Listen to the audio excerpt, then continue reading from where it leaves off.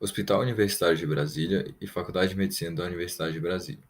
Adenocarcinoma coloretal em indivíduos septuagenários. Apresentação clínica, estadiamento patológico e desfechos oncológicos. Eu sou Arthur Rocha de Freitas. Introdução. O câncer coloretal é o terceiro mais comum em homens e o segundo em mulheres, de acordo com um levantamento do Instituto Nacional de Câncer de 2020. A média de idade diagnóstica é de 70 anos, sendo 70 para homens e 73 para mulheres, sendo 40% em maiores de 75 anos, enquanto apenas 0,1% em menores de 20 anos, e 1% entre 20 e 34 anos. Cerca de 70% dos casos são considerados multifatoriais, porém a idade é importante fator de risco estabelecido, sendo um dos principais parâmetros utilizados para o início de rastreamento. Estudos têm buscado comparar pacientes idosos e não idosos quanto à apresentação, desfechos clínicos e estadiamento patológico para identificar diferentes padrões de doença. Contudo, a maioria destes são de base populacional estrangeira, e seus resultados podem divergir da realidade brasileira. Com isso, este estudo teve como objetivo estudar a influência da idade na apresentação clínica, estadiamento patológico e mortalidade de pacientes com câncer coloretal submetidos ao tratamento cirúrgico. Foram estudados os indivíduos diagnosticados com adenocarcinoma de cólon operados no serviço de coloproctologia do Hospital Universitário de Brasília entre janeiro de 2014 e março de 2022.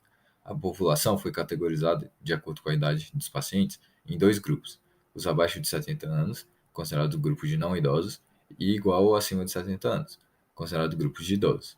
Foram excluídos pacientes diagnosticados com tumores sincrônicos e com polipose adenomatosa. As variáveis epidemiológicas, sintomas, estadiamento patológico, níveis séricos pré-operatórios de antígeno no embrionário, classificação do estado físico segundo a ASA e a mortalidade operatória foram analisadas nos dois grupos. As variáveis quantitativas, idade IMC e qualitativas, para os dois grupos foram descritos como números absolutos e porcentagens e comparados com a utilização do teste Q quadrado. O nível de significância foi fixado em um valor de P menor que 0,05. Resultados. Foram incluídos 319 pacientes nesse estudo. O grupo idoso foi composto por 86 pacientes com média de idade de 75,69 anos, e o grupo não idoso por 233 pacientes, com média de 56 anos.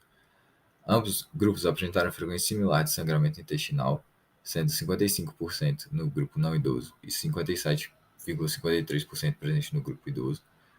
Mudanças no hábito intestinal, sendo 52,5% presentes no grupo não idoso e 48,6% no grupo de idosos. Perda de peso estava presente em 43,8% no grupo de não idosos, 54,9% no grupo de idosos. E dor abdominal estava presente em 53% no grupo de não idosos e 58% no grupo dos idosos. Todos esses com valores de P abaixo do nível estabelecido para significância estatística.